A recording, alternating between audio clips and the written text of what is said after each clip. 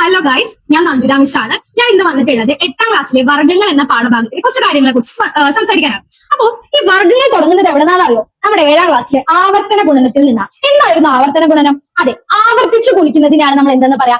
ആവർത്തന ഗുണനം. അതായത് 2 × 2 × ഇങ്ങോട്ട് ഇങ്ങനെ ഒരേ നമ്പർ തന്നെ ആവർത്തിച്ച് ഗുണിക്കുന്നതിനാണ് നമ്മൾ എന്തെന്ന് പറയാ? ആവർത്തന ഗുണനം എന്ന് പറയാ. ഇതിൽ നിന്ന് എന്താണ് വർഗ്ഗം എന്ന് ചോദിച്ചാൽ ഒരു സംഖ്യ അതേ സംഖ്യ കൊണ്ട് തന്നെ ഗുണിക്കുന്നതിനെയാണ് വർഗം എന്ന് പറയുന്നത്. 2നെ 2 കൊണ്ട് ഗുണിക്കുന്നതിനെ 2² എന്ന് പറയുന്നു. അതുപോലെ 3നെ 3 കൊണ്ട് ഗുണിക്കുന്നതിനെ 3² എന്ന് പറയുന്നു. ഇതുപോലെ എണ്ണൽ സംഖ്യകളുടെ വർഗ്ഗങ്ങളെ പൂർണ്ണവർഗ്ഗങ്ങൾ എന്ന് പറയുന്നു. എണ്ണൽ സംഖ്യകളുടെ വർഗ്ഗങ്ങൾ എന്ത് പറയുന്നു? പൂർണ്ണവർഗ്ഗങ്ങൾ എന്നും പറയുന്നു. ഇതുപോലെ ഇതിനൊരു പ്രത്യേകതകളുണ്ട്. നമുക്ക് കിട്ടുന്ന വർഗത്തിന്റെ ഒരു നമ്പർ തന്നിട്ട് അതിന്റെ വർഗ്ഗങ്ങൾ കണ്ട ശേഷം 2, 3, 7, 8 ഈ നമ്പറിൽ അവസാനിക്കുകയാണെങ്കിൽ അവ പൂർണ്ണവർഗ്ഗങ്ങളായിരിക്കില്ല. ഒന്നുകൂടെ പറയുകയാണെങ്കിൽ 2, 3, 7, 8 എന്ന നമ്പറിലാണ് നമുക്ക് കിട്ടിയ വർഗ്ഗം അവസാനിപ്പിക്കുന്നത്, അല്ലെങ്കിൽ ഗുണിച്ച് കിട്ടുന്ന ഉത്തരത്തില് ലാസ്റ്റ് ഡിജിറ്റ്സ് 2, 3, 7, 8 എന്നതിലാണെങ്കിൽ അവ എന്തല്ല?